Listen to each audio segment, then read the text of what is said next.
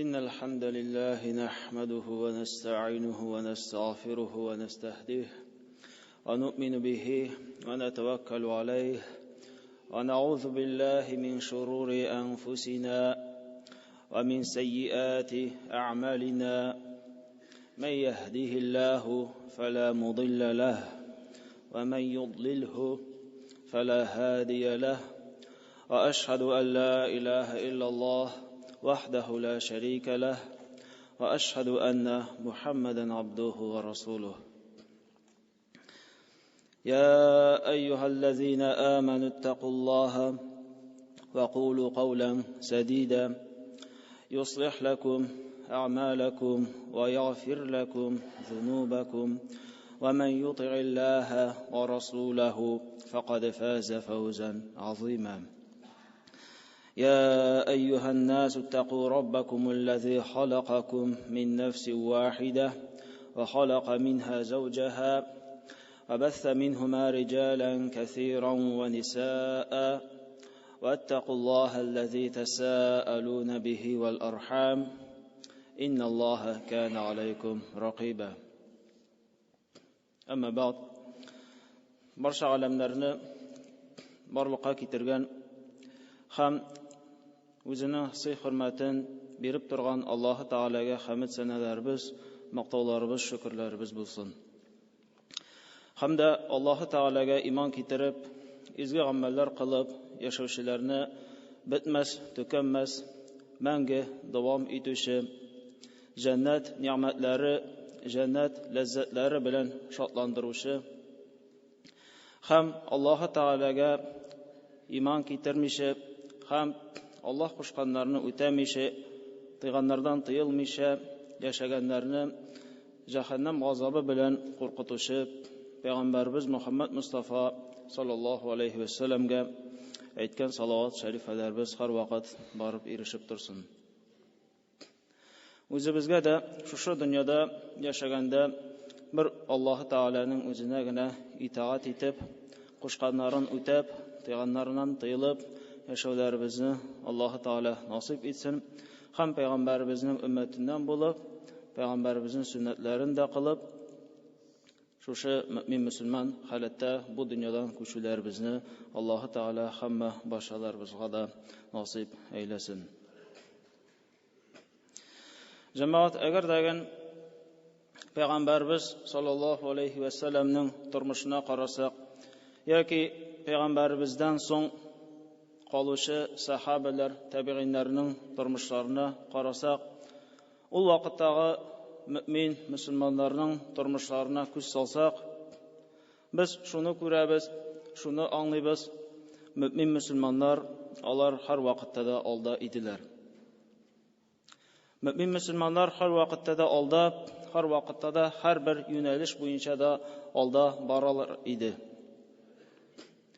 Lekin agar degan bugungi kunga ko'z solsak, qizg'anishga qarshi shuni ko'ramiz, shuni anglaymiz. Musulmonlar birinchi o'rinda tugil. Kirisincha hozirgi vaqtda musulmonlar eng oxirgi o'rinda boralar.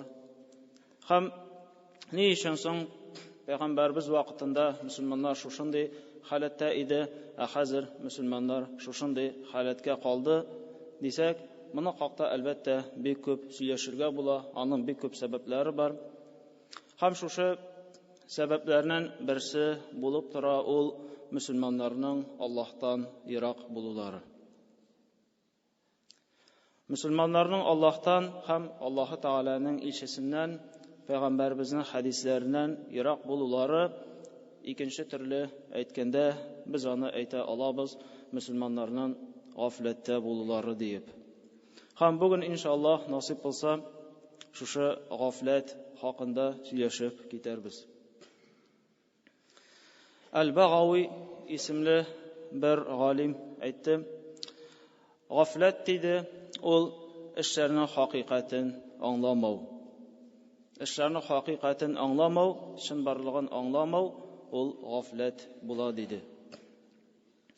Ikkinchi turli olim Ash-Shawkani ismlisi aytdi, boshqa ish bilan mashg'ul bo'lu sababli тиешле булган эшнең үтеп китүе ул гафләт дип атала диде. Ягъни син башка төрле эш белән мәшгуль, шул вакытта син кылырга тиешле эш үтеп китә, менә шушы инде ул гафләт диде. Һәм җәмәгать бар гафләт дигән нәрсә, һәм бар оныту дигән нәрсә.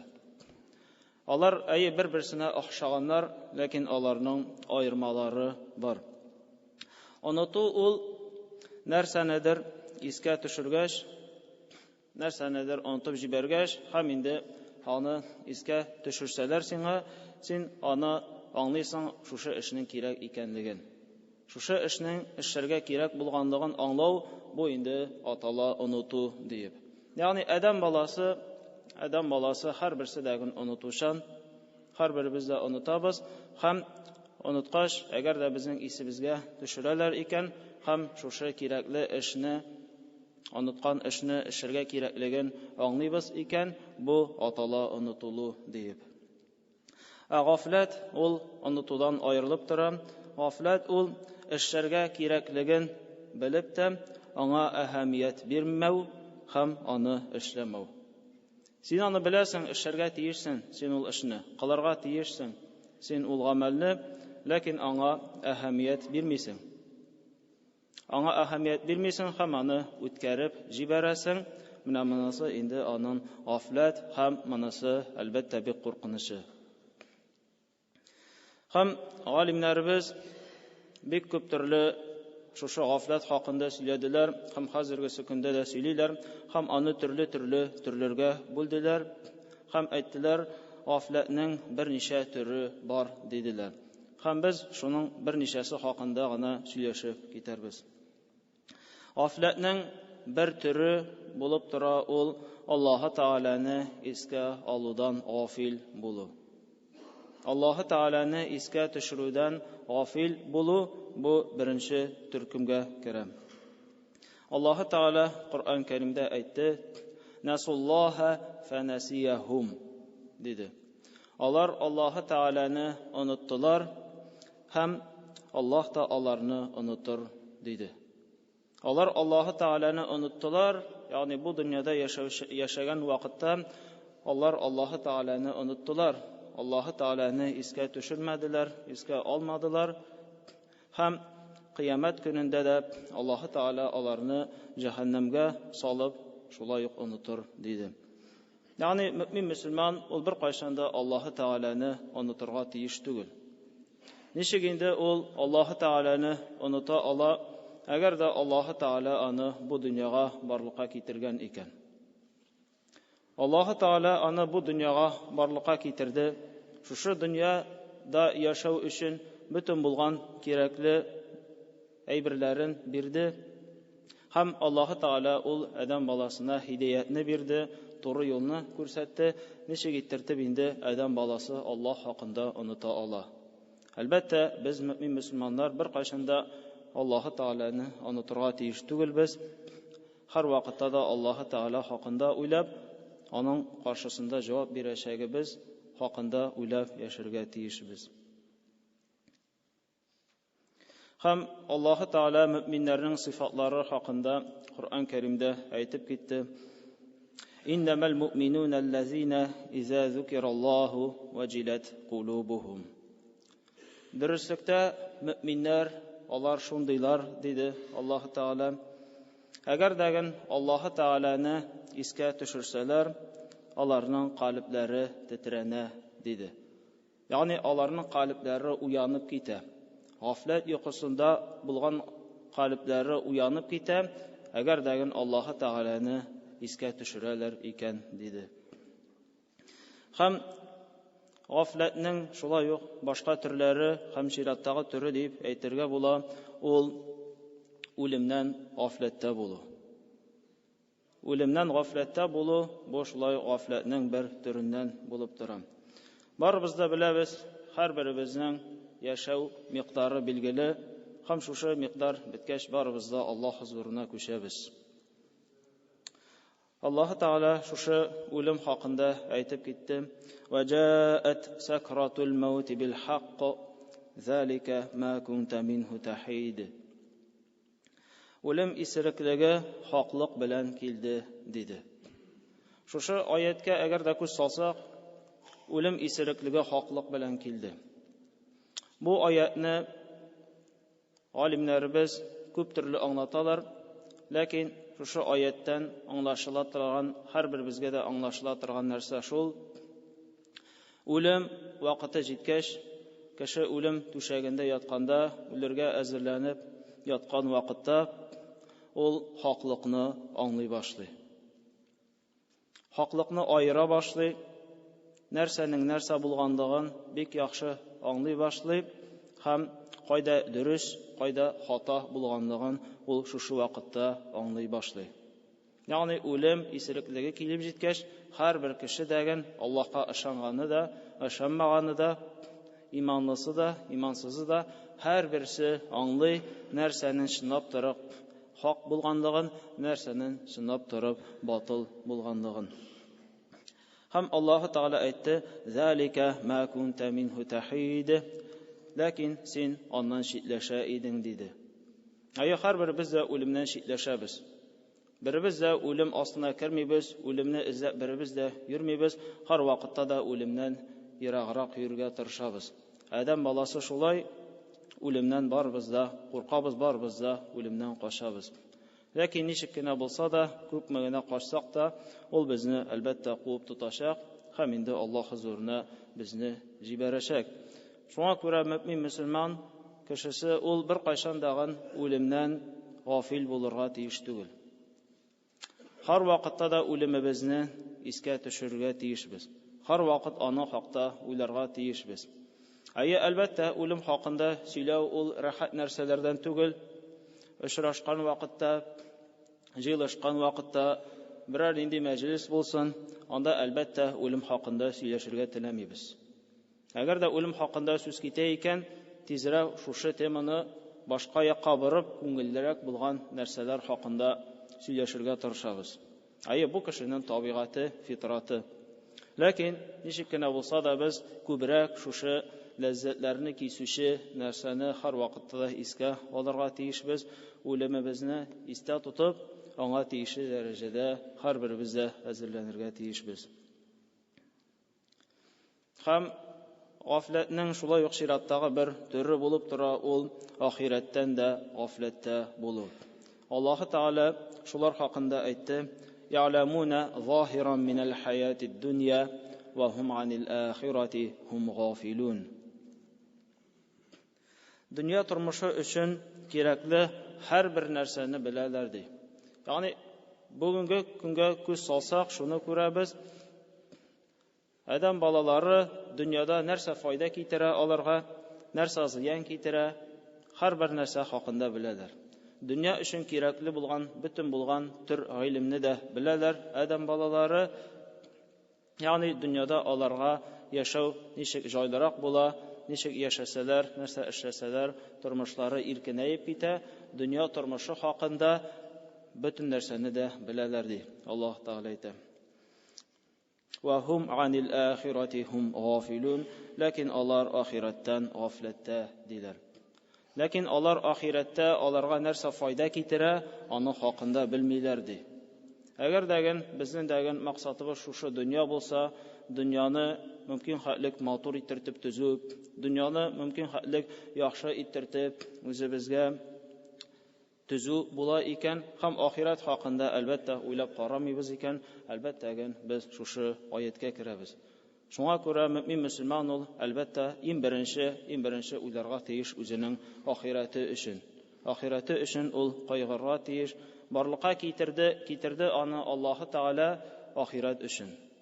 Без барыбыз дагы ахират өчен барлыкка китерелдек. Бу дөньяда гамәл кылабыз, һәм шушы гамәлебезгә күрә аның әҗрен кыямәт көнендә алачакбыз. Ягъни гафләтнең әлбәттә бик күп төрләре бар. Аллаһу Тәгаләдән гафил булу, Аллаһу Тәгаләне оныту, монысы әлбәттә бик куркынычлы.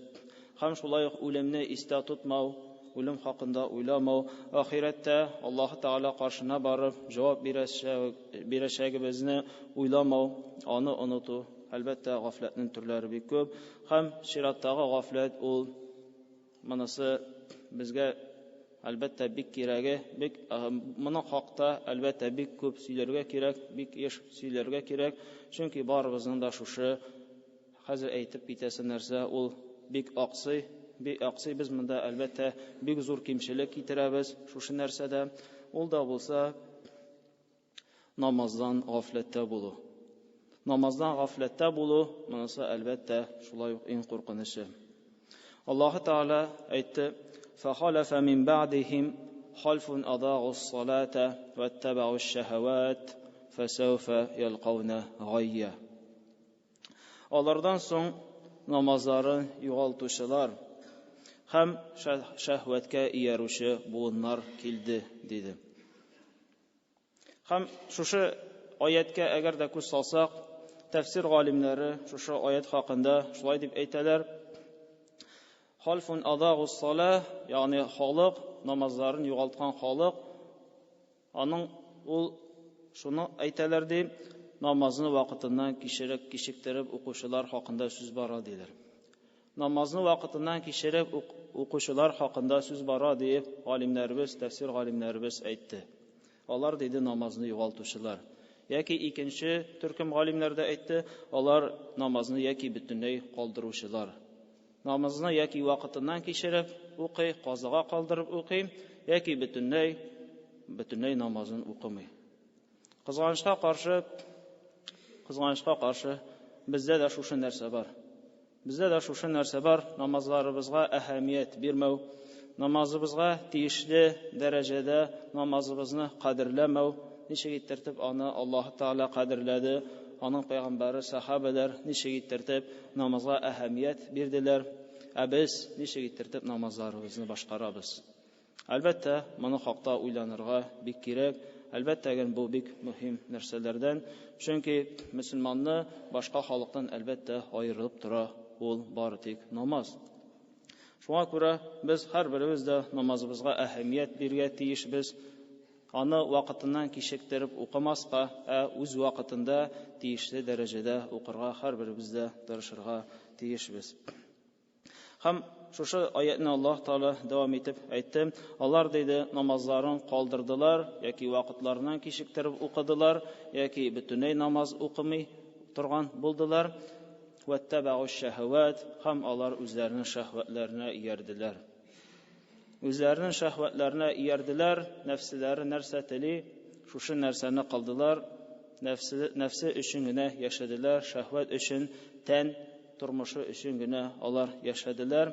فَسَوْفَ يَلْقَوْنَ غَيًّا диде. Монысы әлбәттә бик куркынычы. Аллаһ Тәгалә әйтте: алар диде, алар халакәткә очраучылардыр диде. Халакәткә очраучылар. Һәм ал-гай дигән сүзне тәфсир кылып аңлатып киттеләр. Ал-гай ул җәһәннәмдәге бер чокыр диделәр. Җәһәннәмдәге бер чокыр. Алар инде намаз укымаучылар, намазларын югалтучылар шушында керәчәкләр диделәр. Һәм икенче фикер булды галимнәр арасында. Алар әйттеләр, ул җәһәннәмдәге куе диделәр. Җәһәннәмдәге куе яки җәһәннәмдәге чокыр яки җәһәннәмдәге елга диде. Җәһәннәмдәге елга шушы намаз укымаучыларның урыны, намазларын югалтучыларның урыны шушы булыр дип Аллаһ Тәгалә әйтте. Әлбәттә, җәмәгать, әгәр дә Коръән Кәримне аңлап укыйбыз икән, әлбәттә без аны җыламыйча укый алмыйбыз.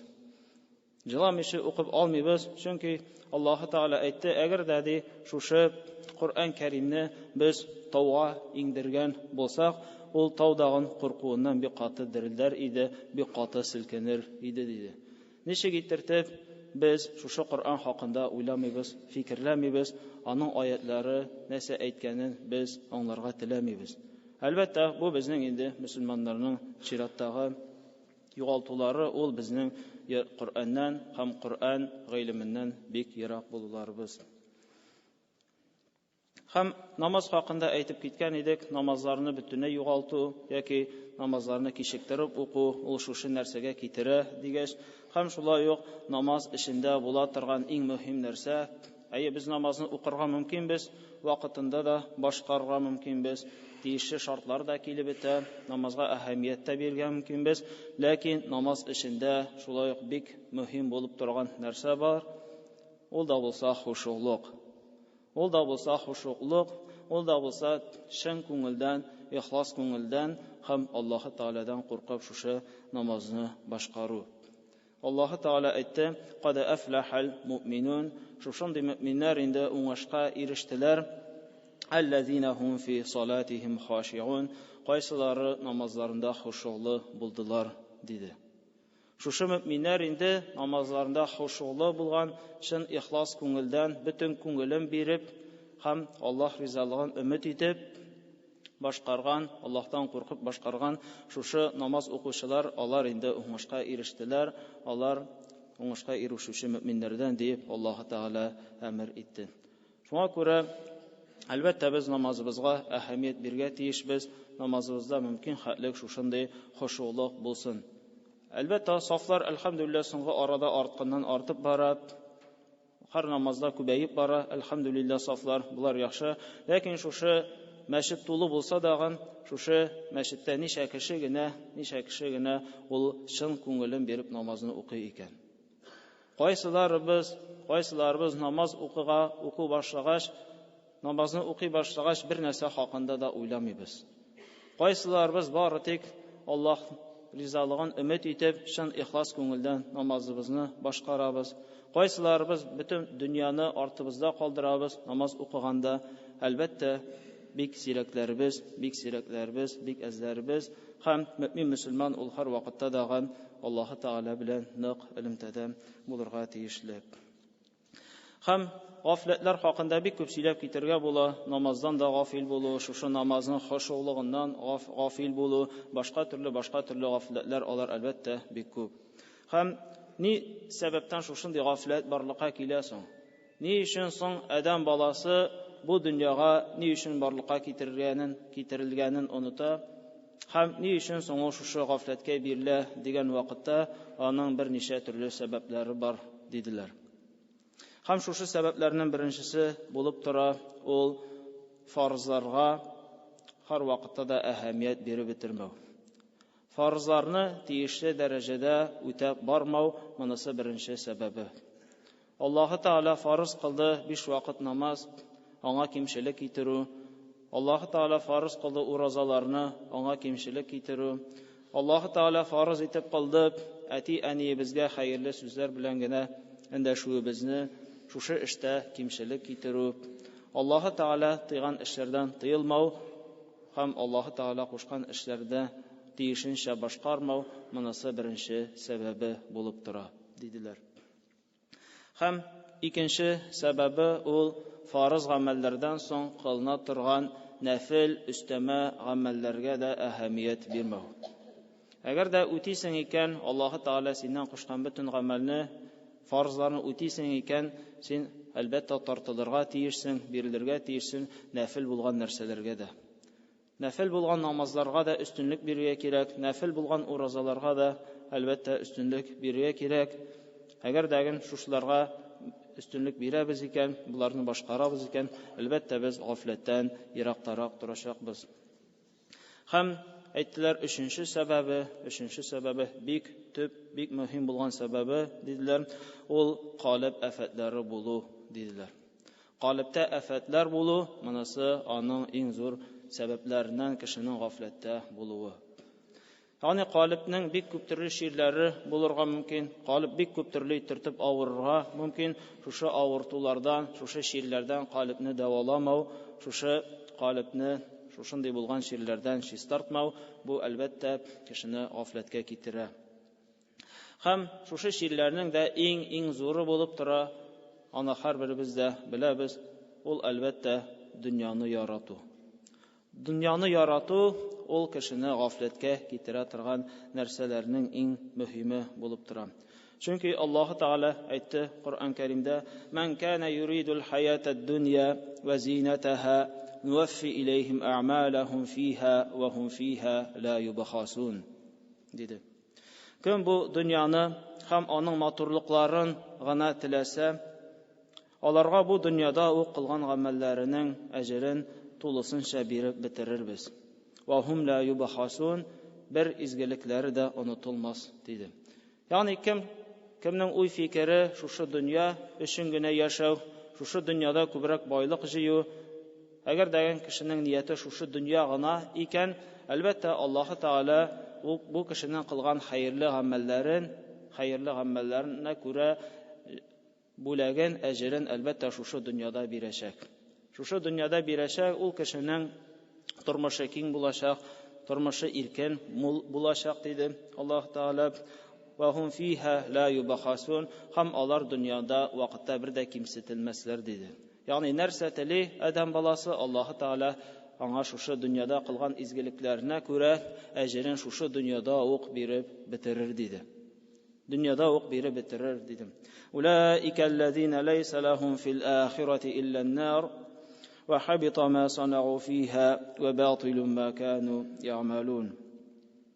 Аларга диде ахиратта җәһәннәм утыннан башка бер нәрсә дә булмас диде. Чөнки бөтен булган изге гамәлләре бу дөньяда бирелеп бетелде, изгелекләре ахиратка калмады. Ва хабита ма санау фиха ва батилун ма кану яъмалун, һәм дөньяда кылганнары юкка чыгар, гамәлләре бер нинди дә файда китермәс диде. Әлбәттә бу бик көчле аят булып тора. Без мөселманнар әлбәттә бу дөнья өчен генә тырышырга тиеш түгелбез. Әлбәттә дөнья өчендә тырышу кирәк, дөнья өчендә кәсеп кылырга кирәк, дөньябызны да яхшырту кирәк. Әлбәттә монысы да кирәк, ләкин безнең максатыбыз шушы дөнья гына булырга тиеш түгел. Без шушы дөнья өчен барлыкка китерелмәдек.